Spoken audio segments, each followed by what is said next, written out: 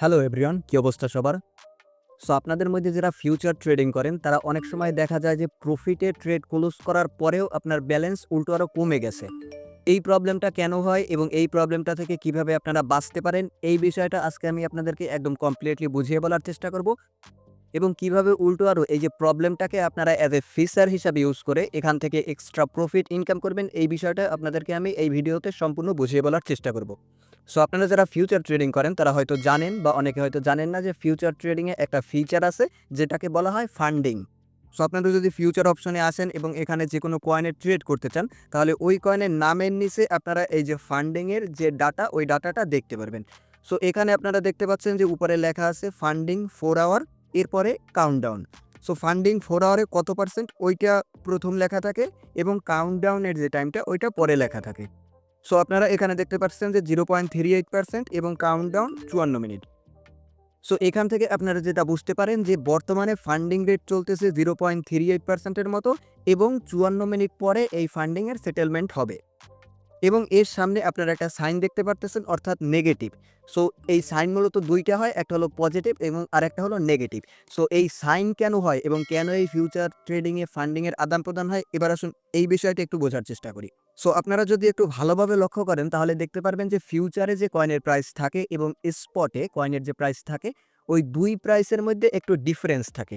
So এই ডিফারেন্সটা থাকে মূলত ট্রেডিং ভলিউমের কারণে। দেখা যায় যে অনেক সময় প্রাইস দ্রুত বাড়ার কারণে ফিউচারে ভলিউম বৃদ্ধি পায়। এই কারণে প্রাইস একটু উপরের দিকে চলে যায় স্পটের প্রাইসের চেয়ে। বা দেখা যায় প্রাইস যখন দ্রুত গতিতে নিচের দিকে নামতেছে তখন স্পটের চেয়ে ফিউচারের প্রাইস একটু কম হয়ে যায়। সো এই কারণে মূলত ফিউচার এবং স্পটের প্রাইসে আমরা পার্থক্য দেখতে পাই।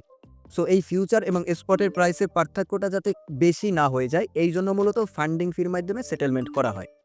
সো ফান্ডিং ভির পিছনে আপনারা এই যে নেগেটিভ সাইনটা দেখতে পারতেছেন, এই নেগেটিভ সাইন দ্বারা বোঝানো হয় যে যারা বর্তমানে শর্ট পজিশন ওপেন করে আছে তাদেরকে লং যারা ওপেন করে আছে তাদেরকে একটা ফি দিতে হবে এবং এই ফির পার্সেন্টেজটা আপনারা দেখতে পাচ্ছেন 0.38%, যেটা 0.37% হয়ে গেছে।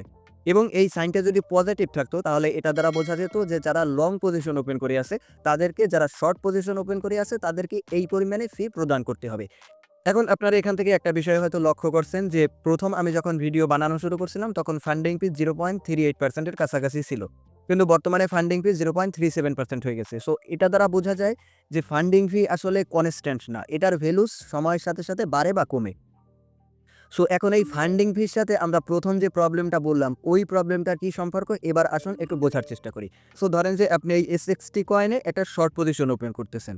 সো যদি আপনি শর্ট পজিশন ওপেন করেন তাহলে আপনাকে অবশ্যই এই যে 4 ঘন্টা পর পরে এখানে যে ফান্ডিং ফির যে অ্যামাউন্টটা থাকবে ওই পরিমাণ পে করতে হবে। যেমন ধরেন যে এখানে বর্তমানে আছে 0.37%, অর্থাৎ আপনাদেরকে যদি শর্ট পজিশন হোল্ড করতে হয় তাহলে প্রতি 4 ঘন্টা পর পর আপনাদেরকে 0.37% বা ওই সময় ফান্ডিং ফি যে পরিমাণে থাকে ওই পরিমাণে পে করতে হবে। এখন ধরেন যে আপনি যদি এই কয়েনে একটা শর্ট পজিশন ওপেন করেন এবং যদি 1 দিন হোল্ড করেন, তাহলে আপনাকে মোট 6 বারের মতো ফান্ডিং ফি দিতে হবে। কারণ 1 দিনে 24 ঘন্টা এবং 4 ঘন্টা পর, পর যেহেতু দিতে হচ্ছে, সো 1 দিনে আপনাকে মোট 6 বার ফান্ডিং ফি দিতে হবে। এখন একটা বিষয় বোঝার চেষ্টা করুন। আপনাকে যদি ৬ বার ফান্ডিং ফি দিতে হয় এবং প্রত্যেকবার যদি 0.37% করে ফান্ডিং ফি দিতে হয়, তাহলে আপনাকে কি পরিমাণে ফান্ডিং ফি দিতে হবে? এইটা নির্ভর করে যে আপনার ট্রেডিং ক্যাপিটাল কতটা বা আপনি কত ডলার দিয়ে পজিশন ওপেন করছেন এইটার উপরে। সো আপনাদেরকে যদি সহজ একটা এক্সাম্পল দিয়ে বুঝাই তাহলে এই বিষয়টা আপনাদের জন্য বুঝতে একটু সহজ হবে। সো ওখানে 0.37 বা 38% ছিল, আমরা এখানে 0.4% ধরে নিচ্ছি। সো 4 ঘন্টা পর পরে আপনাদেরকে 0.4% করে ফান্ডিং ফি দিতে হচ্ছে এবং এইটা দিনে 6 বার দিতে হচ্ছে। সো দিনে আপনাদেরকে আনুমানিক 2.4% এর মতো ফান্ডিং ফি দিতে হবে। এবং আপনাদেরকে এখানে একটা বিষয় বুঝতে হবে যে যদি আপনারা লেভারেজ ব্যবহার করেন, তাহলে লেভারেজ ব্যবহার করার পরে আপনার যে অ্যামাউন্ট হবে ওই অ্যামাউন্টের উপরে আপনাদেরকে ফান্ডিং ফি দিতে হবে। সো ধরেন যে আপনার কোলেট্রাল আপনি $10 ইউজ করছেন এবং আপনি লেভারেজ নিছেন 10x। সো যদি $10 উপর 10x লেভারেজ নেন তাহলে আপনার ক্যাপিটাল হয়ে যাবে প্রায় $100 এবং এই $100 উপরেই আপনাকে তখন ফান্ডিং ফি দিতে হবে। সো $100 উপরে আপনাকে যদি 2.4% ফান্ডিং ফি দিতে হয় তাহলে প্রতিদিন আপনাকে $2.4 বা $2.40 ফান্ডিং ফি হিসাবেই দিতে হবে। সো এই জন্য দেখা যায় যে অনেক সময় আপনারা ফিউচার ট্রেডিংয়ে পজিশন ওপেন করছেন, ওই পজিশন থেকে আপনাদের প্রফিটও হচ্ছে আপনারা দেখতেছেন এবং প্রফিটেই পজিশন ক্লোজ করছেন। বাট দেখা যায় যে যখন আপনারা আপনাদের ওয়ালেটে গেলেন তখন দেখলেন যে ব্যালেন্স আগের চেয়ে আরও কমছে। সো এবার মনে হয় আপনারা এই বিষয়টা বুঝতে পারতেছেন যে কেন এই প্রবলেমটা হয়। এখন আপনাদেরকে আমি প্রথম আরও একটা কথা বলছিলাম যে এইটাকে ব্যবহার করে আপনারা উল্টো আরও বেনিফিট করতে পারেন। সো এই বিষয়টা কিভাবে করবেন এইটা চলুন এবার একটু জানার চেষ্টা করি। সো ধরেন যে এখানে আপনার উপরে ফান্ডিং ফি এবং একটা কাউন্টডাউন দেখতে পাচ্ছেন। তো এখানে যে কাউন্টডাউন হচ্ছে এইটা দেখতে পারতেছেন যে ৪৭ মিনিট পরে এই ফান্ডিং ফির একটা সেটেলমেন্ট হবে। সো ফান্ডিং ফির সেটেলমেন্ট যখনই হবে ওর ১ মিনিট আগেও যদি আপনারা পজিশন ওপেন করেন তাহলে যে অ্যামাউন্টের ফান্ডিং ফি আপনাদের পাওয়ার কথা ওই অ্যামাউন্টের ফান্ডিং ফি আপনারা পাবেন। এবং এখানে ফান্ডিং ফি যেহেতু নেগেটিভ তাই অবশ্যই আপনাদেরকে যদি ফান্ডিং ফি পাইতে হয় না দিয়ে তাহলে অবশ্যই আপনাদেরকে লং পজিশন ওপেন করতে হবে। সো লং পজিশনটা যদি আপনারা ১ মিনিট আগে ওপেন করেন এবং ফান্ডিং ফি পাওয়ার পরে ১ মিনিট পরে যদি আপনারা আবার ওই পজিশনটা ক্লোজ করে দিতে পারেন তাহলে আপনারা যে রেট থাকবে যেমন ধরেন যে 0.36% বা 0.4% ওই রেটে আপনারা ফান্ডিং ফি পাবেন। সো ওই যে এক্সাম্পলটা দিলাম ওই এক্সাম্পলের মতো আপনারা দিনে যদি ৬ বার এরকম 0.4% হারে ফান্ডিং ফি পান তাহলে আপনারা প্রতিদিন বিনা রিস্কে $2.40 ইনকাম করতে পারবেন। সো এই বিষয়টা একটু ডিফিকাল্ট কারণ এখানে আপনাদেরকে অ্যানালাইসিস জানতে হবে, আপনাদের এক্সিকিউশন ফাস্ট হতে হবে।